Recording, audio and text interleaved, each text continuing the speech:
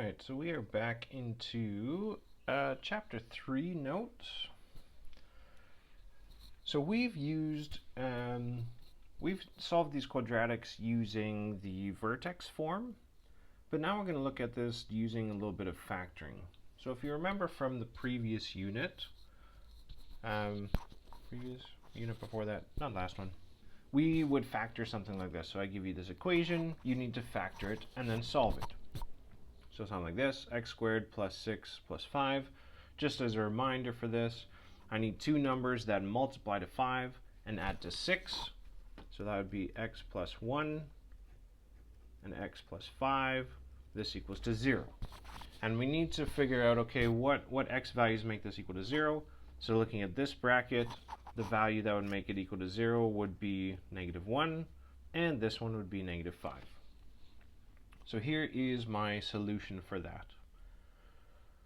I'm not going to do the other examples. You can do that on your own time. So let's try using the complete the squares method on this equation to be able to solve for that. So we're going to take x squared plus 6x plus 5, split it, like I've shown you before. I need to get half of this term, so x plus 3 squared. If I expand this out, I get x squared plus 6x plus 9. So therefore in this equation I would get x squared plus 6x. I'm going to add that 9 onto this side, and then on the other side subtract it. So then this is my perfect square. This is x plus 3 all squared, and then plus 5 minus 9 gives us -4. So my vertex for this is -3, -4. Now I can plot this using the vertex. So here's my vertex. We go 1, 2, 3. So there's -3, -1, 2, 3, 4. Here's my point. And using the same method as before, I'm going to go out 1, up 1, out 1, up 3, out 1, up 5, so 1, 2, 3, 4, 5. Do the same on the other side. Out 1, up 1, out 1, up 3, out 1, up 5. And here is my quadratic. Again, arrows. Notice something interesting about this. Looking at example 1 and looking at example 2. These points, my x-intercepts here, notice I have an x-intercept here, and I have an x-intercept here. What are these values? So here, my x-intercept is at -1, and here, my x-intercept is at -5. Those are just my roots, or my solutions up here. So these values at this point actually give me what these values are. What are the roots in this case? So this is very handy to know. So I can do something like this instead of making it complicated and figuring out what is my vertex form. If I can simply factor this, that makes life a lot easier. I can just plot the roots and then solve for something like this. Don't have to, but this is going to make your life a whole lot easier. So sometimes when we try and do something like this, you aren't necessarily going to get roots. Usually you can, but sometimes you won't. So if my roots are when there's an x-intercept, if I had a parabola, say, that looked like this, that never touched the x-axis, there would be 0 roots.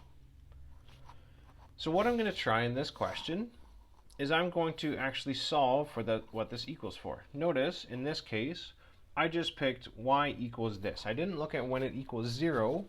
I just picked y equals this, whereas originally I said it equals 0. So what I'm going to try and do is I'm going to take my vertex form, make it equal to 0, and see if I can get these same roots. So here's my vertex form that I got. I got that y equals x plus 3 squared minus 4. Again, that just comes from example 2. So I've got this, and I'm going to set this equal to 0. And I'm going to try and solve it. So when I do that, I get x plus 3 squared equals 4. Going to take the square root. So x plus 3 equals, and when I take the square root, I need to get the plus or minus. If you don't do the plus or minus, this won't work. So I've got one case where I've got x equals positive 2 minus 3, and I've got one case where x equals negative 2 minus 3. So solving for both of these, this one equals negative 1, this one equals negative 5. Again, there's my two roots. So there's a couple ways you can do it. Depending on what form I give you, you can go about doing this in different ways. Again, this just comes from reading the question carefully and doing some practice to figure out what's the shortest way to do it. So let's try this next example over here. So it says find the roots / zeros / solutions. Those are equivalent. So it doesn't matter which one you're dealing with, that's always going to be the same, of this equation. So let's do B. Why not? Instead of doing A. So for this, what I want to do is I need to make this equal to 0. So I say 0 equals negative x minus 3 squared plus 4. And now we want to solve it. So subtract 4. X minus 3 squared. I forgot the negative there.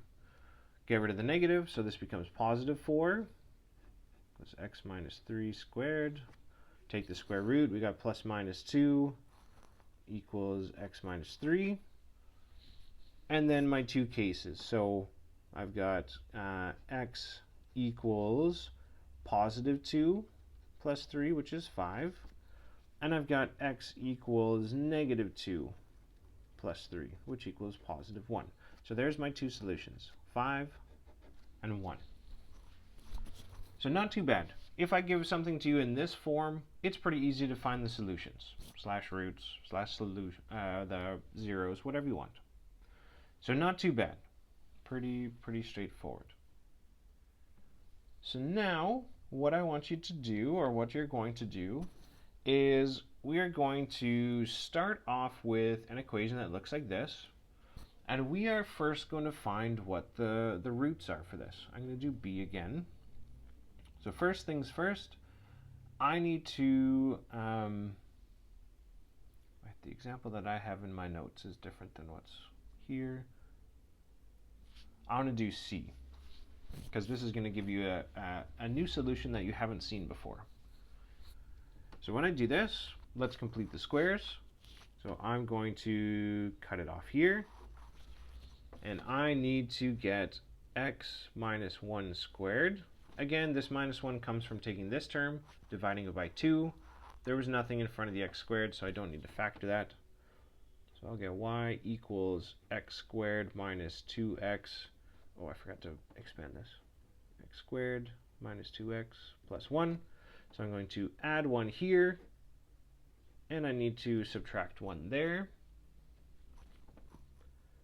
So this is equal to my perfect square, which is the whole purpose of this, and why it's called completing the square, and minus 10. So we want to solve this, find the solutions from this form. So in order to do that, we're going to set this equal to 0. So we're going to get x minus 1 squared equals 10. Take the square root of this. So we'll get x minus 1 equals the square root of 10. Uh-oh. I can't do a perfect square from this. So notice we're combining not only the factoring unit at the very beginning, but we're also going to get into some radicals. So that's why I did the radicals before this. You need to get familiar with this. And this should be plus or minus. I forgot that. So two solutions. I've got x equals positive root 10 plus 1. And x can also equal negative root 10 plus 1. I want your answer in this form. Do not change this into a decimal. I don't want a decimal. If there's a root in it, you keep it as a root. So that's what you've got to do for this. And let's move on to the next one. So these ones are a little bit more complicated because now you've got some term in front of the x squared. This is just, again, in combination to what you've seen before.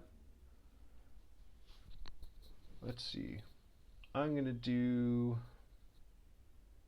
one of the little bit more complicated questions, just so you can get some practice with this. The steps are going to all be the same, but let's do this one. So this one I need to get rid of the x, or I'm still going to split this out, but I first need to get rid of what's in front of this squared. So I'm going to factor that out. I get y equals 2, factor it out, I get x squared minus 4x, still split up here, plus 1. Now I can see what I want to do with this. So I want to make this x minus 2 squared. Again, take this, divide by 2, you get this. So x squared minus 4x plus 4. So in my equation, I'm going to take this x squared minus 4x plus 4. And in order to figure out what I did on this side, I need to look at what I added in the bracket times what was out here. So times these together, I added 8 onto this side of the equation, so I need to subtract 8 from this side of the equation. This gives me y equals 2, and in brackets I've got x minus 2 all squared minus 7. So let's give this a go. In order to do this, I need to set this equal to 0 if I'm going to solve it.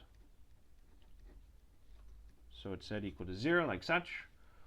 We're going to add 7 onto this side. So I'll get 2 x minus 2 squared, divide by 2, so 7 over 2. Again, leave everything as fractions in this. Then we take the square root, and notice I'm going to get something really ugly with this. So I'll end up with x minus 2, then plus or minus the square root of 7 over 2. Yes, you're going to get something that looks gross like this. And then I'm going to add 2 onto both sides, so my solution is x equals 2 plus or minus the square root of 7 over 2. Now, if you remember, we don't like having roots in the denominator. You just took the radical unit. We don't like that. So what I'm going to do is I'm going to times this by root 2 over root 2 to get rid of that root 2 on the bottom. So this is going to give me 2 plus or minus the square root of 14 on top divided by 2. So this is my final solution. Again, the plus or minus is just to indicate I could have both of those. Here I could have done the same thing. Instead of writing it out like this, I could have said x equals plus or minus square root 10 plus 1. So you can write it that way instead of writing out the two solutions. It's up to you. But I like this. It's nice and neat. If you wrote it as 1 plus 1 minus, that's totally fine. That's okay. All right, so that is this section. Again, if you want some more examples, come and talk to me in class. I would love to go through the other ones in the notes. But for the sake of time, I'm going to leave it at that, and then I will see you in class.